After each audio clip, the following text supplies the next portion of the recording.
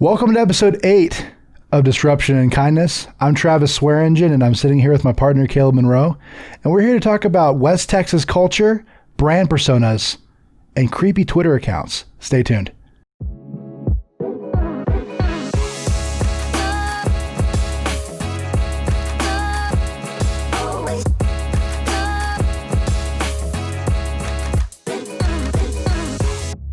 Hey, dude.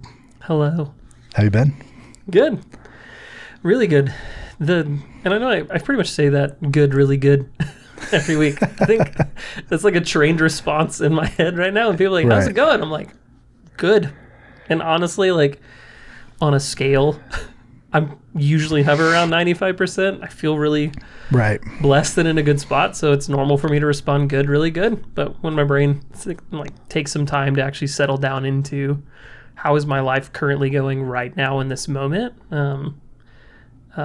it's still good. I always tell people good because I really do realize how fortunate that we've been as a company this year. I mean, we have so many friends and associates that we've met over the years whose businesses have really struggled. I know that in our own city, we've had a lot of businesses close and shut down. Yep.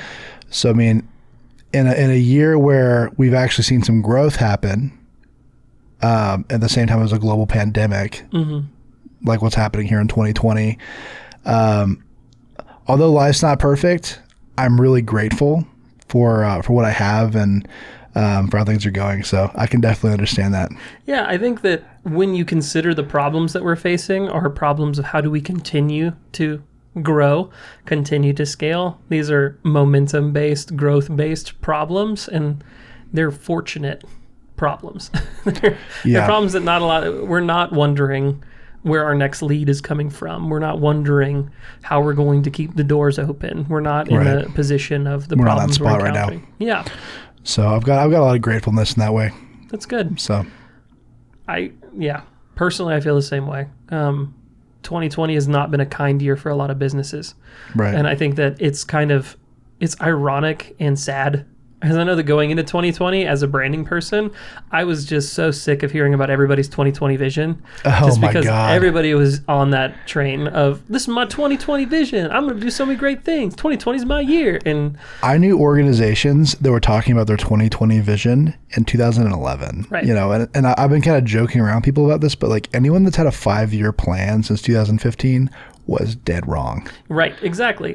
2020 was not No. anybody's year for the most part. And I think that for a lot of small businesses and even agencies, like we've really had to adapt, had to shift the way that we interacted and even people's expectations. And if your business model was based on cash flow and very tight margins and keeping you afloat, you did not have a good year.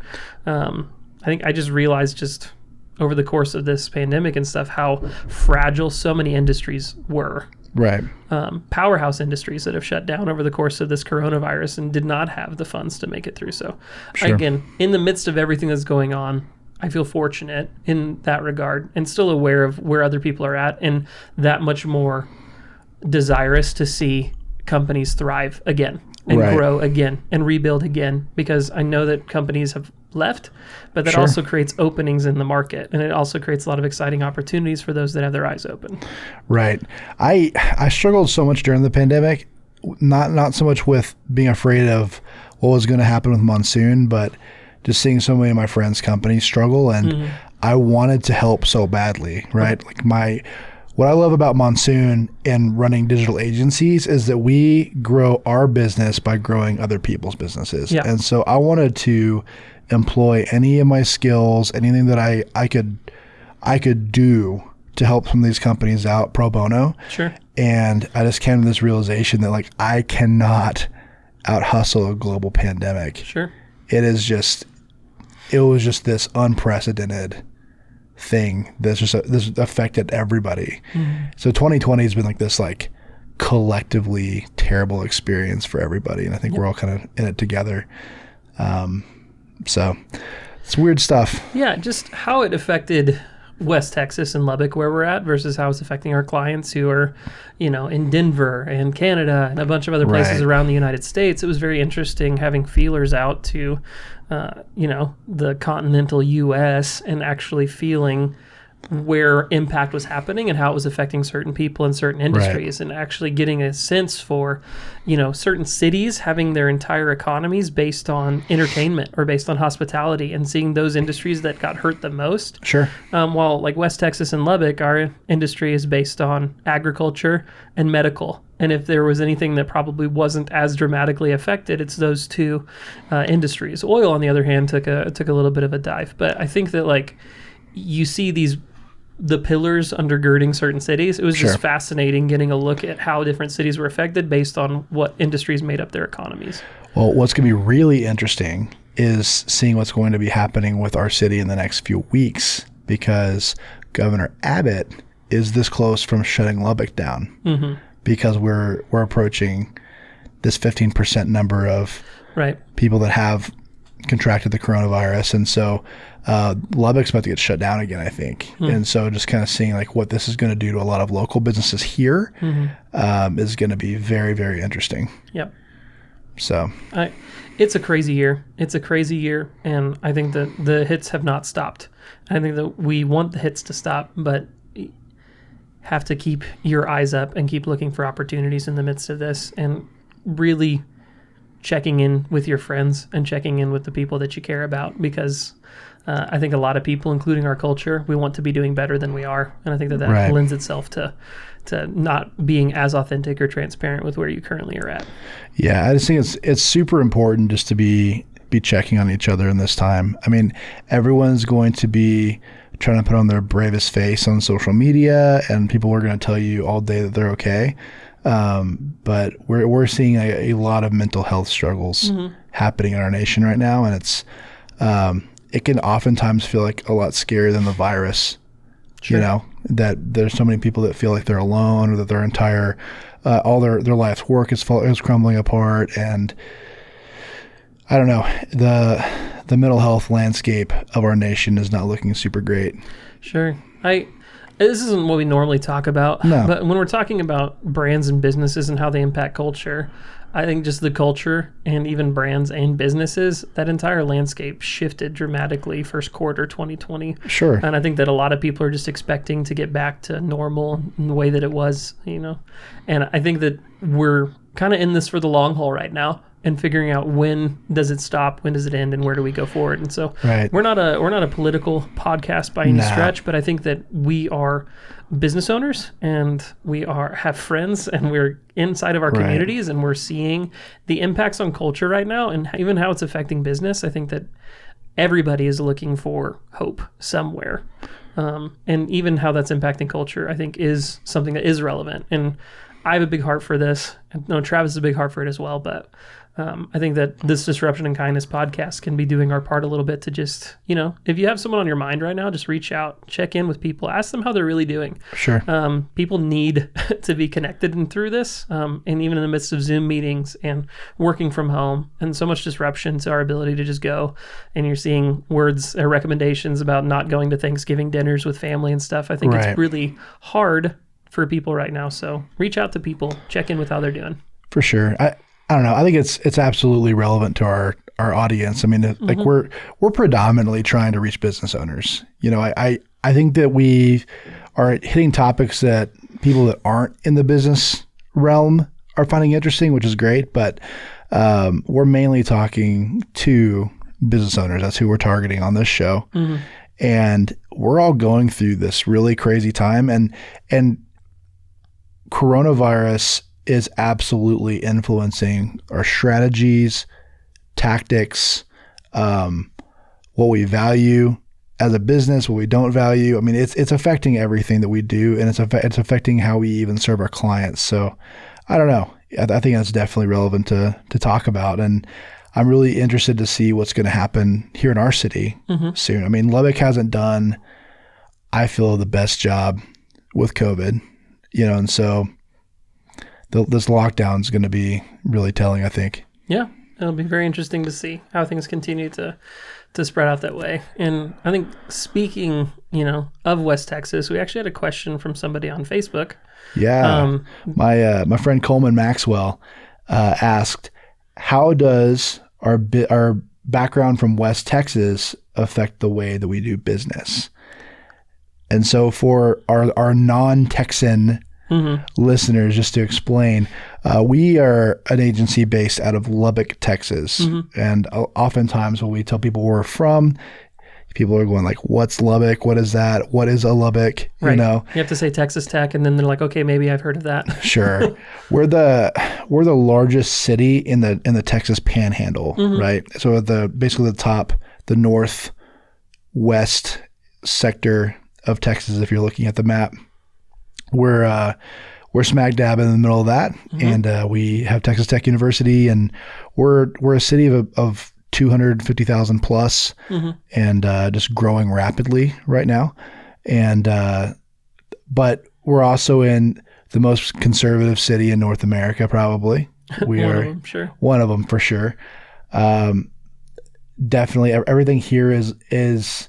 It takes 15 minutes to get anywhere. Like as far as if you have to get somewhere kind of far away in the city, it's only 15 minutes. So like we're like a little city or a gigantic town. It's kind of hard to describe. On that, like boundary line between the two. Right. It's kind of hard to describe Lubbock, and so we're not really coming from the stance of someone that may have been brought up in a large city like LA or New York or Denver, or we definitely hold like small town values super near and dear. And so that's some context. But how has growing up in West Texas influenced your mindset when it comes to business, especially in the digital age where we can work globally? Sure. I think growing up in West Texas, growing up in Lubbock, I never considered myself jumping into entrepreneurship or doing business. And actually, my first time that I stepped into business was actually in Denver. Okay. So I grew up here, have a history here, have roots here, graduated from high school here locally. Like I am from Lubbock in that sense. But as far as business and getting my start, it was in a much larger, much more competitive environment of Denver. And the way that I would juxtapose this question is that the way that business is done in Denver is it's really about how much money are you saving me or making me? That's really all they care about. It's not really about your character or your personality. Right. It's what can you do for me and how can you push my business forward, because they don't have time for anything else. It's fast paced. I think there's a severe lack of loyalty in Denver. Because there's so many options. There are so many options. So there's no reason to be loyal. There's nothing about having a 40-year-old business relationship. And I think that because it's so fast paced, you're just used to high turnover rate with your clients. And you get used to is cold calling is super effective in Denver. You can call someone up and you say, hey, what's your current guy offering you? You give them $500 off, $1,000 off, and then you immediately have a new client. There's just no loyalty that's there because people are just looking out, for themselves, and they have tons of options. And I think that moving down here to Lubbock and starting a company down here is just completely different because everyone is loyal in Lubbock. You're talking about small town values. Loyalty is king out here in Lubbock. And it's really, I would say it's a city that's very resistant to new business coming in because people in Lubbock are more inclined to continue using someone that they've been using, even if it's a mediocre outcome, just because of loyalty and relationship. Okay. People do more business in back-end boardroom handshakes, I like you, want to work with you kind of relationships, and they really stop looking for other people or other options at that point. And so it's hard for new businesses to sprout, to plant, to start up. You really have to stay in it enough to prove yourself to someone and then begin to get referrals. But once you get on the other side of this loyalty wall, it's very incredible to be on the inside of it because people enjoy you, they're loyal to you, they're very... that's just like the West Texas way. I think that people will ask for referrals essentially from their family members, and whoever their uncle used for a mechanic, that's who they're going to use, right? Whoever their grandpa used, that's who they're going to use. And I think it's slowly shifting towards people going onto Google and searching for someone and reading reviews. But Lubbock is still very much, you get ahead because of who you know. Sure. And those relationships are kind of king out here in Lubbock. So For sure. How does that affect how we do business? I think that when you're growing up a business inside of Lubbock, like we have with Monsoon, really, really taking care of our clients and going above and beyond on every single interaction, on every single lead, every single call. I will give people my time. I will answer their questions. I will give them value. Like, even if I know they're not our ideal client, because even though our website may be too expensive for this person that's calling up, they're going to have a positive experience and they're going to potentially recommend that to someone else. So I think that running a business out in West Texas, you have to live by loyalty and die by loyalty, especially when you're courting clients here in Lubbock. We had the luxury of clearly doing work with clients in other areas who do appreciate our loyalty and the value that we bring, just coming from West Texas. So. Sure. That's super true. And if you don't take care of your customers here in the city, everyone finds out about it. Everyone knows. We've even had customers that just had like the most horrendous reputations possible that we've had to like work around. So I mean, people remember in this town if you treat people well or not. So it's crazy. For me, I moved to Lubbock with my family when I was 5. And since then, I lived in Chicago for a little bit, Fort Worth, Houston. So I've had a chance to kind of get out.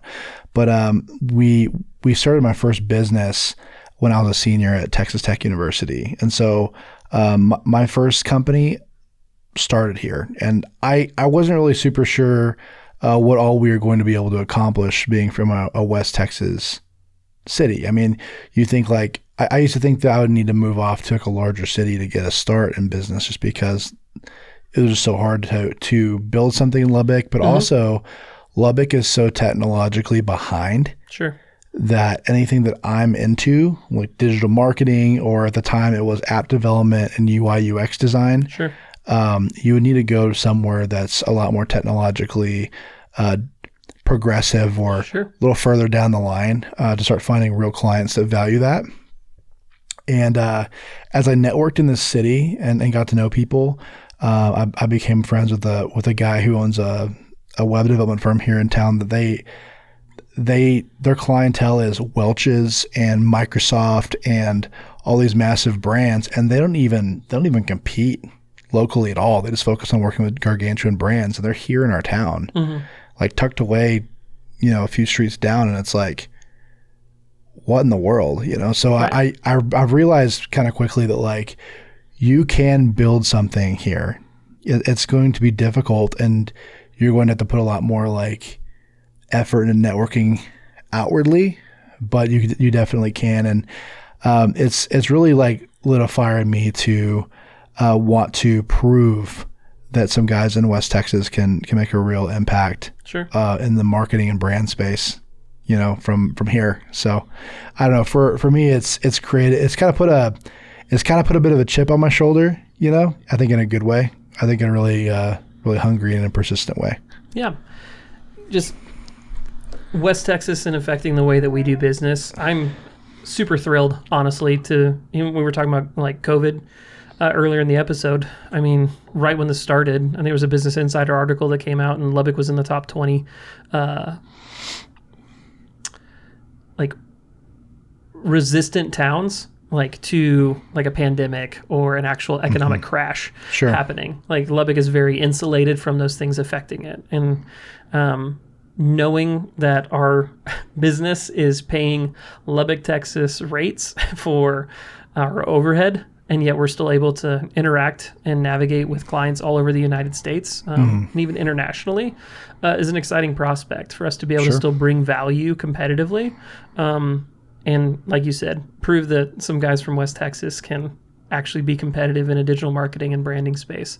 Because I think that we have hit on really good perspectives, really good skill sets, and a lot of value that we can bring compared to a lot of cookie cutter efficiency based agencies that get someone in and put them on a cycle and don't really interact or strategically get to know what their clients need. So, well, what I loved about this company whenever I came on board last year was you guys had already started accomplishing things from here. I mean, you guys managed to get a brand into GQ. How long before I got here? Oh, it was a year and a half, 2 years before you got before I here. even got here. You guys already started getting people into GQ and just building amazing brands here locally. So I don't know. You guys already had the mindset that I was looking for whenever I came over here, and so I don't know. It's been interesting, but yeah, I think West Texas is for sure impacted all of how we do business. And I just have a servant mindset and a servant heart that I think makes sense in the city that we're in right now. Like you talked about taking care of people really well, overselling value, our success being tied to our client success. I think those are all mindsets and ideals that just are steeped in Lubbock culture. Sure. For the most part. We are loyal to a fault. Like if you see, Lubbock is used as a pretty major testing ground for a lot of nationwide restaurants, and big chains will come in here and plant a restaurant. And like Lubbock is this anomaly for them because of anytime a new restaurant comes to town, there's a line out the door. Just so much traffic that comes in, and yet you're going to know pretty quickly within a couple of days of people actually tasting the food, interacting, and you're going to know whether or not that restaurant's going to make it or not. I've heard that one of our Chick-fil-A's is actually where they developed their drive-through system. This nationally famous. So this like super efficient drive-through system that gets people in on the door, whether the line's snaked around the building or not. They developed that here in our town. That's crazy. I don't know. Some things are happening here. Yeah, I just think that like Lubbock, when you think about the loyalty that's there, if we love you, you'll stay. If we don't, you're out.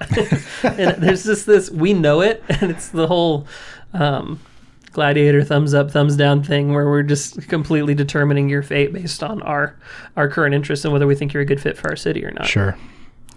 Super crazy.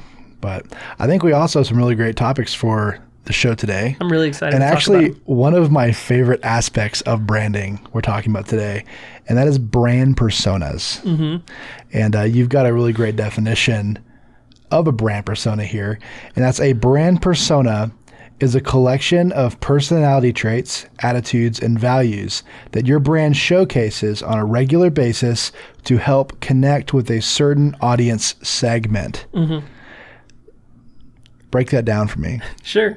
When we're talking about personifying a brand and a brand having a persona, that's really when you begin to get into your brand having value, and that value being in your interactions that you take with your client. Okay. That persona is where you're going to create, like it said, personality traits, attitudes, and values that allow you to consistently connect with your audience. Like, who are you and who are you trying to connect with? And then what's between those two ideas is your persona, how you connect with that audience, like how you move the needle from this is my personality, this is who I am. If you think about social media and a lot of social media accounts for businesses, tons and tons and tons of businesses have no personality. They talk about their service, they talk about their offers, they talk about a testimonial. They do not have personality when they interact on social media. Sure. And I think that what people crave, what they desire from brands is actually that they have a personality. One of the Sprout Social ended up coming up with these statistics. They did an actual poll on annoying actions that brands take on social media. Yeah, this was done Q2 of 2016 by Sprout Social. And what they ended up finding out was that most people found that some of the most annoying actions that brands took on social media was posting too many promotions. The next thing was using slang and jargon. Hello, fellow kids, where they're trying to be hip and be cool, and they're not coming across that way. The next thing was not having any personality on their accounts. So top 3 most annoying things that brands do on social media, and one of them is not having a personality. And the other 2 were trying to be funny when they're not, and not replying to my message. So just understanding that people have a large desire to not see your promotions because you're posting too many of them, and to actually see your personality and the fact that you have one.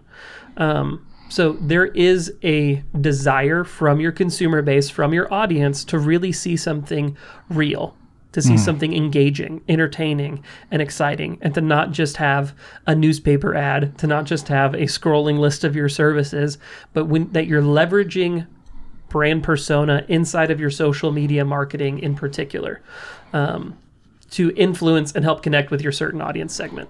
For sure. We also have one of these up here.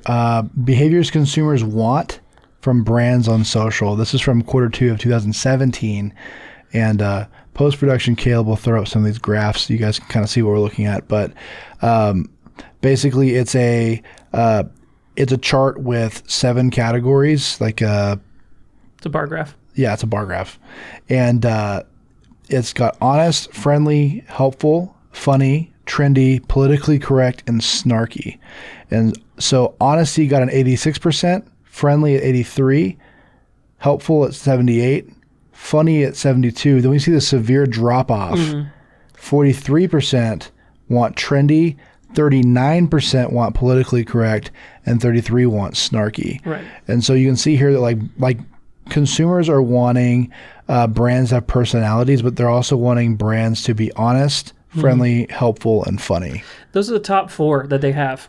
Outside of those top 4, like you said, there's a 30% drop-off in desirable behavior from consumers, and it gets down to trendy, politically correct, and snarky. Like, not as many people want that. If you really want to have a clear personality and a clear persona, be honest, be friendly, be helpful, be funny. Really focus on these kinds of attitudes towards your clients. Sure. Because that's what really consumers are wanting from branding, especially through social media. Well, it's also really safe. It's pretty easy to convey yourself as an honest, friendly, helpful, funny company. Sure. That's not a difficult thing. This bottom one, snarky, it takes a lot more mastery, I think, to pull this off. Sure. And 2 of our examples today, I think, are masters of snark, who I think do this really well. The first one we've got is dbrand. Who's dbrand? dbrand is a company that creates skins that you put on computers, tablets, phones, chargers, AirPods, you name it.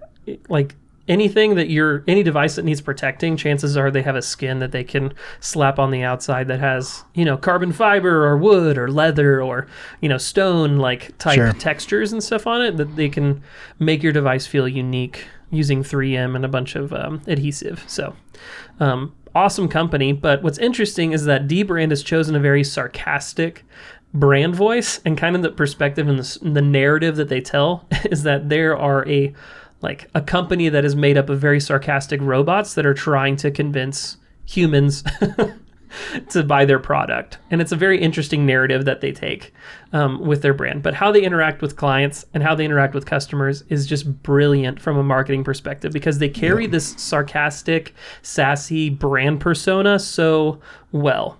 Yeah, but it also feels robotic. It does. They mesh that really well. It's not like some sassy... it's not like the sassy is probably a bad word. It was really just sarcastic robot. Sarcastic robot. It's super dry. It's really robotic. It's super analog. And you have this email marketing example up here that I think is so good. I'm going to read this. This is from dbrand. And this went out in an email. Our accounting robots just sent out an internal email. The message was clear. We've officially made too much money off of the PewDiePie drop. As a result of this sudden windfall, our corporate bank accounts have been frozen. Turns out bribing the bank to unfreeze your assets is a lot easier when your assets aren't frozen. True. True. Lucky for us, kidnapping the CEO's son is free. With our exorbitant profits returned and a newfound distrust for Wall Street, we turn to the time-honored money storage solution of stashing it under the mattress. Here's the deal. We need to buy 100,000 mattresses.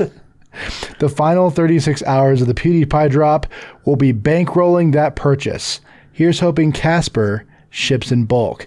Click here and we'll never email you again. And this is my favorite part. Copyright 4020 dbrand. All rights reserved.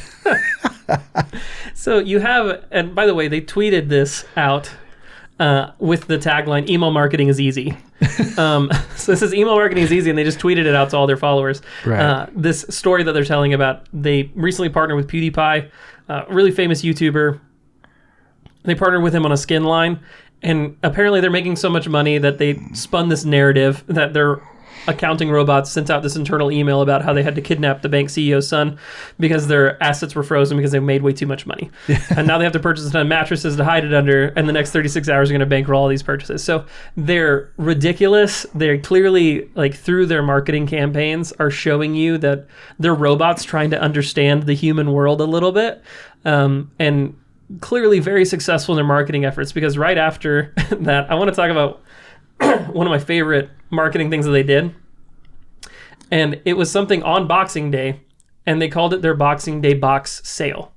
So if you go to boxingdaybox.com, back in 2017, they actually sold boxes for Boxing Day. Boxing Day is a very... like cardboard boxes. Cardboard boxes. Like moving boxes. Yes, but they were only 5-inch by 5-inch moving boxes. Yeah, they're actually virtually useless. So it's for $5, you could buy a box that literally printed in very normal font says, I had $5, now I have this box. And it says, got $5, perfect, we've got boxes. This Boxing Day, make the best decision of 2017. So they say it's not just a box, but correction, it's literally just a box. So they sold a normal box, which is 5 inches by 5 inches. And then they sold a limited edition box that had different prints and stuff on it. And I'll toss some stuff up there. But literally within 6 hours, this company just selling cardboard boxes. That's all they did. They put this tweet out, said, hey, for Boxing Day, you can get a box. They sold 20,000 boxes in 6 hours. And they put a note up on the website that says, we're officially out of boxes. You people are clinically insane. So when you have such a strong brand persona and you are consistent with that, you build so much trust and so much excitement around people wanting to interact with your company and finding something entertaining and amusing where they're honest. They're like, we're literally just giving you a box. It's an empty box. Sure. And you want to be a part of that to where people are like, I can spend $5, I can spend $10. And they sold 20,000 boxes in 6 hours just selling cardboard boxes. It's insane. My favorite thing is just from a digital marketer's perspective, from a web developer's perspective, like the CTA button on the site literally just says, I'm confused. Right. The call to action. Yep. Yeah, the call to action button is just super, super funny. This page is amazing.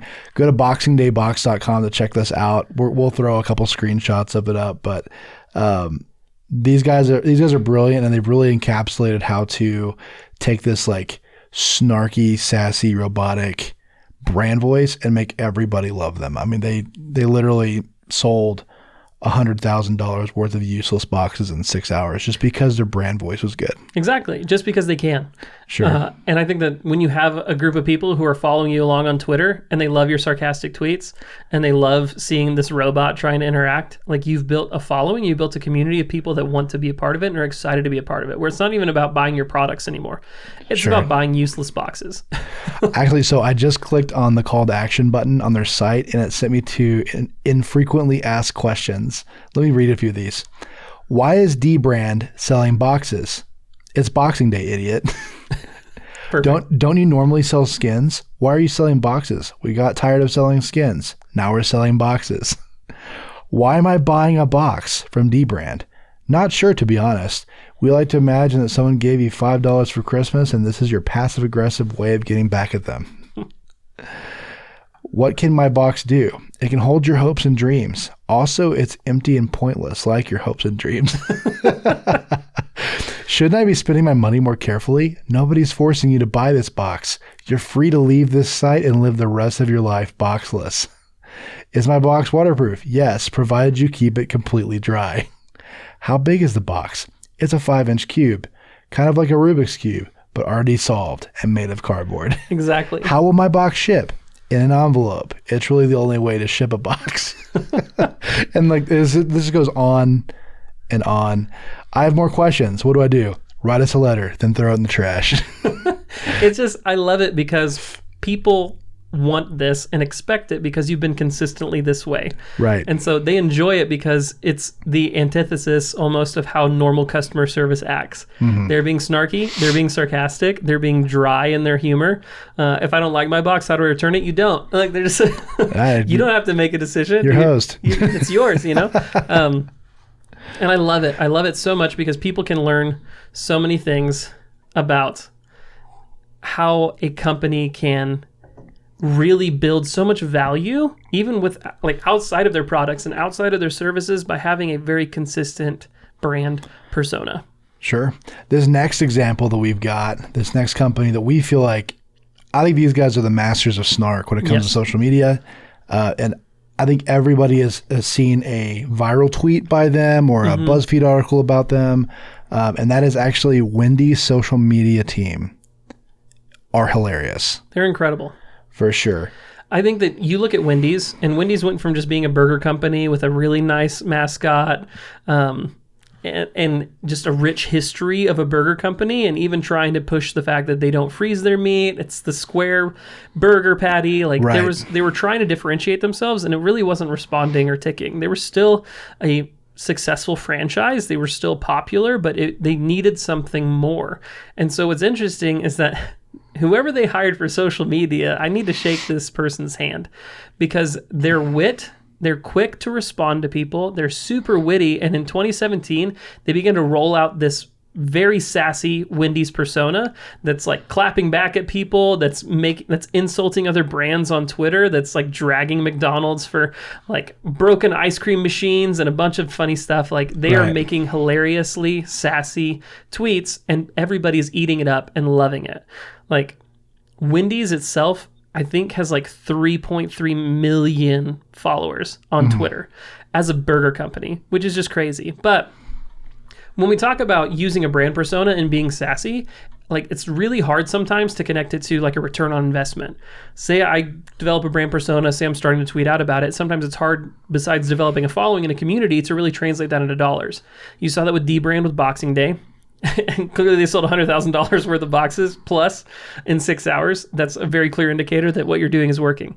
Right. For Wendy's, their sassy tweets were clearly working, because the difference in net income between 2016 and 2019, or I'm sorry, 2016 and 2017, in the fourth quarter of 2016, they had a net income of $28.9 million.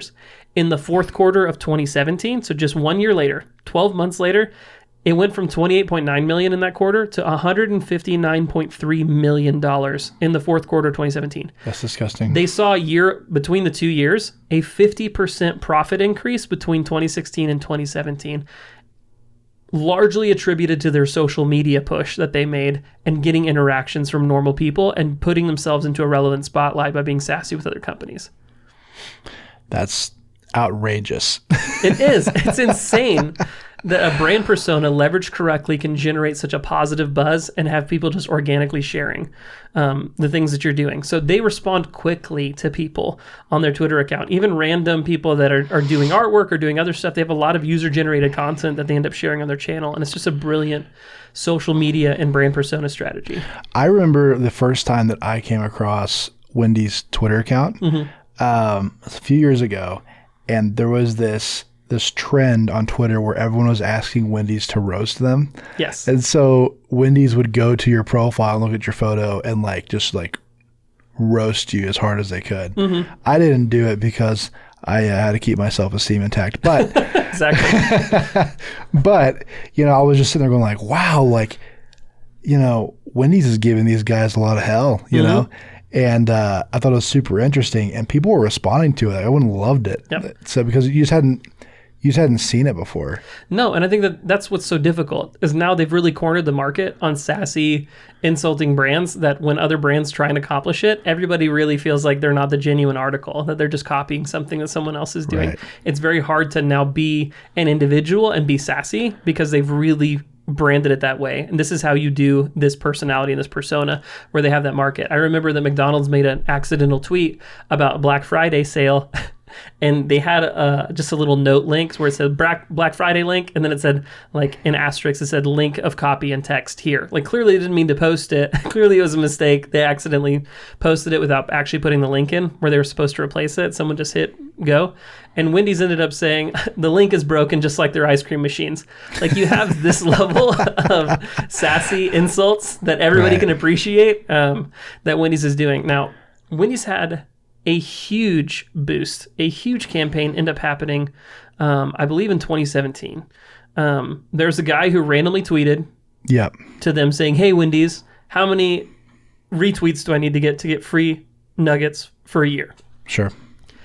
99.9% of companies are just going to ignore those kinds of tweets from random people that they don't know. Hey, Apple, how many retweets for a free MacBook? Okay, dude, we don't do that. You know, Right. No one is going to respond to that. Wendy's, in a matter of hours, responded to this person who tweeted at them and said 18 million. That's all they responded back. And the guy said, okay, you got it. And so the hashtag Nugs for Carter hashtag was born. Right. And dramatically quickly ended up like going forward to the tune that everybody wanted to see this guy get free nuggets for a year. Right. It doesn't cost me anything. Sure. We want to make Wendy's give this dude free nuggets. Let's Yep. get it to 18 million. And so they began retweeting and retweeting and retweeting and retweeting to where Ellen DeGeneres came out on her show because she currently held the record at 3.3 million retweets for the most retweeted tweet in the history of Twitter. Yep. So she went on her show and said, this guy is catching me. Hurry, shut this down. Like, we don't need this dude retweeting it. Right. In a good way, knocking fun way, giving him some publicity that way. He ended up getting 3.4 million retweets, and Twitter even came out, Twitter marketing's account said, this is the tweet that it now has historically the most retweets ever in the history of Twitter, is a guy asking Wendy's for free chicken nuggets for a year. It's brilliant. And Wendy's, the guy did not get to 18 million, sadly. Right. He ran out of steam right after the $3.4 million mark, and Wendy's still, to their word, ended up giving this dude free nuggets for a year. So the 3.3 million retweet mark. 3.4. 3.4 retweet. Was Okay. what broke the record. That's crazy. That is unbelievable. It's just the amount of publicity that you get off of a random request and them not turning down some random person's request for free nuggets for a year. Well, they even duked it out with a Lubbock company. We have this tea company on 4th and Slide, and they had a marquee, and they're like right across the street from Wendy's, and they just started talking trash to each other through their marquees for like a month. It became like actually a national story for a little bit. Yeah. So I don't know. I just think it's a really cool brand move on Wendy's end, because like Wendy's was not even on my radar at all before this. I did not give a crap about the square patty. If I was going to eat a garbage hamburger, like there's really no like competitive benefit in my mind to go into Wendy's over Burger King or McDonald's, and Yeah. these guys are definitely stuck in my mind for sure. The last time I had heard of Wendy's, to be completely honest, was when that lady tried to pass off that finger in the chili. Oh Do you my remember that? God, I forgot about that. Yeah, when this lady said she found a human finger in the chili and was trying to get it and ended up she planted it in the chili. It was not something that came out on Wendy's side. Where did she get the finger? That's a really good question that I don't know the answer to, but legitimately, that was the forgot. last time outside of seeing some random commercial of thinking about Wendy's, truly. And then you create this amazing brand persona. You begin to be consistent with it. You hire really quality people and you empower them. That's the thing. Most people, when they're hiring their social media coordinator, they really try to rein them in instead of really steeping them in, this is our brand, this is our persona. Now I'm authorizing you to go carry this. And I'm giving you the flexibility and the freedom to really do this well. Because whoever's running this account is literally watching Twitter constantly to respond to people and to create energy and to create this community. And they've hired a really smart person, a really witty person, a very fast person who can insult people, who can start entire campaigns where you have people asking them to be insulted. That takes a very specific kind of creativity and energy to be able to consistently carry that. Is it one person or is it a team of people? I don't know. But whoever they hired the right people and they took it seriously. If it's a team of people, if Wendy's like Twitter account is a think tank of brilliant writers or comedians, I completely could see that happen because of how well they've executed and how little PR mistakes and fumbles they've made.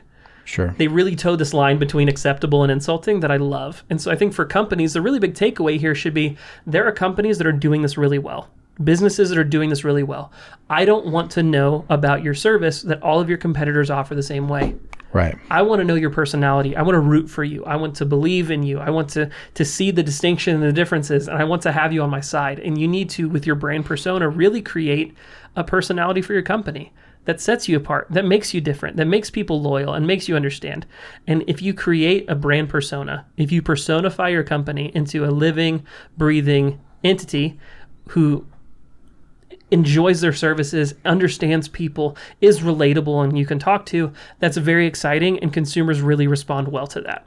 Sure. But I will say a very large segue here is that there is a dark side that is now starting to come out with companies. For brand personas, where I think companies are taking it too far. Okay. Talk about that. I will. So I brought this up to Travis. Like some of you have heard this week. The beginning of this week, exactly.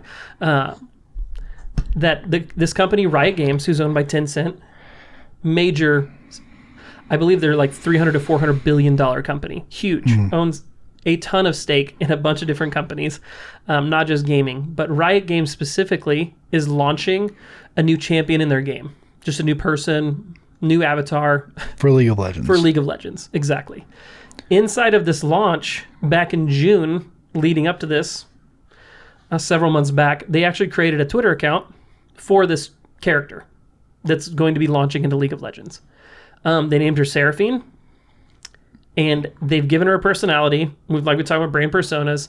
They've given her not just a personality, they've also given her all these tweets that are coming are treating her as if she was an actual person who's going and attending concerts, who's really struggling to make it and is trying to, she's a musician, she's a music producer, she's a singer-songwriter, is kind of how they're presenting her. And the tweets that she's doing are just hanging out with her cat or putting on makeup or, a face mask before the end of the day. She's super relatable, and they're trying to really pass her off as a real person.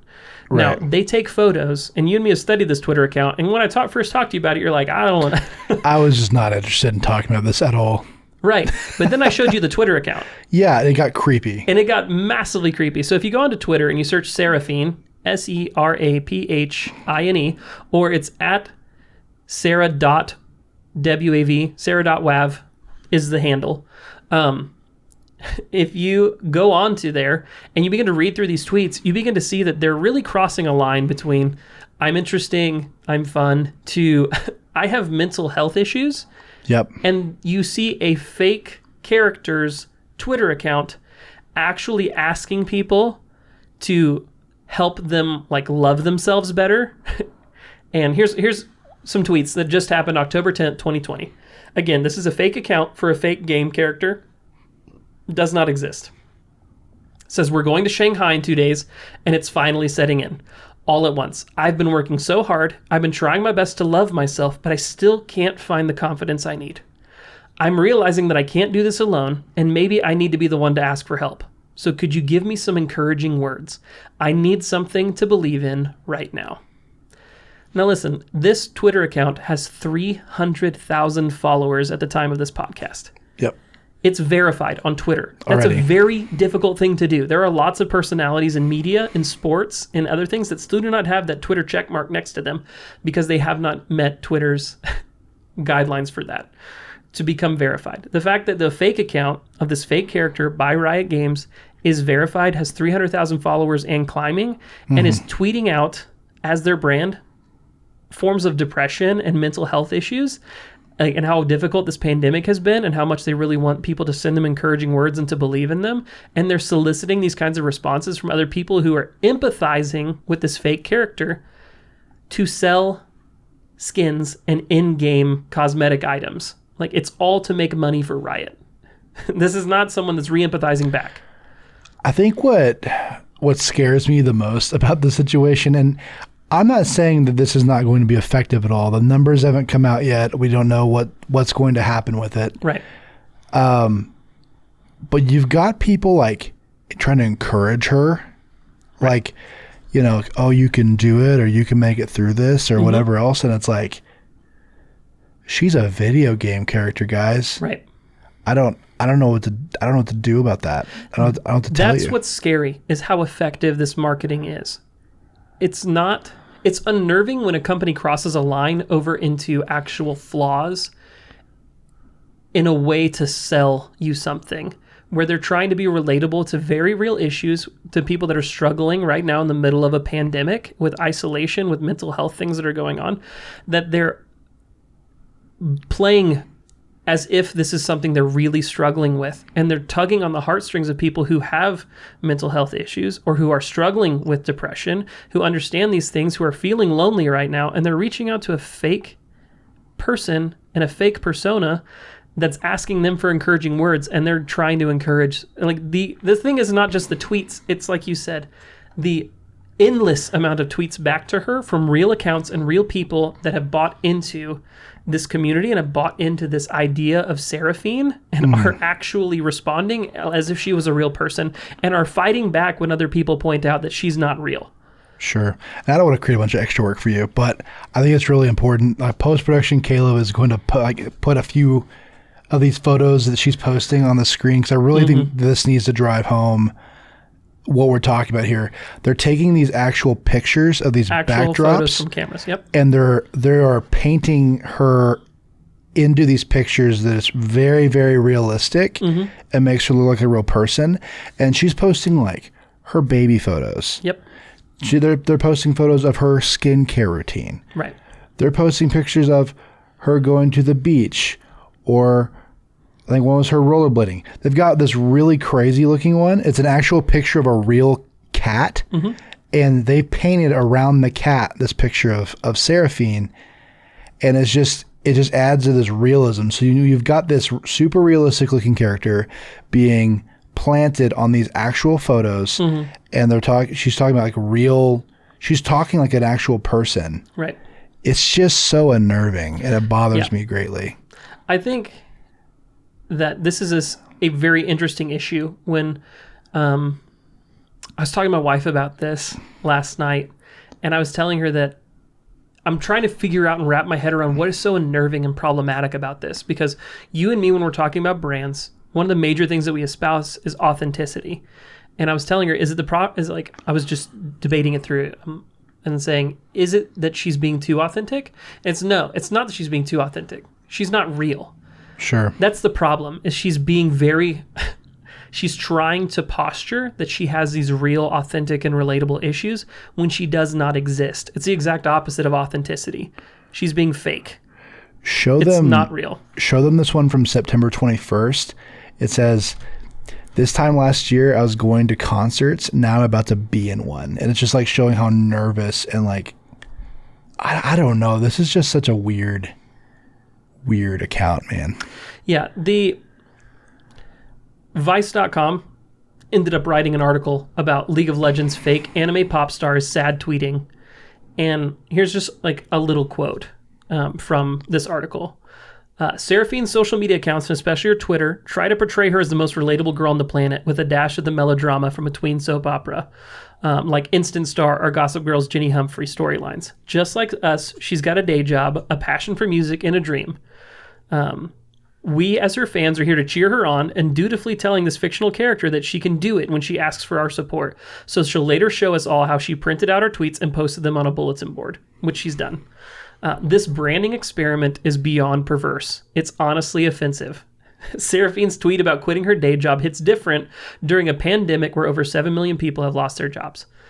So it says, while a lot of young women suffer from mental health problems like depression or issues with their self-esteem, when they try to express themselves through art, Seraphine's tweets about her issues aren't meant as an opportunity for other young women to be open and vulnerable about their issues.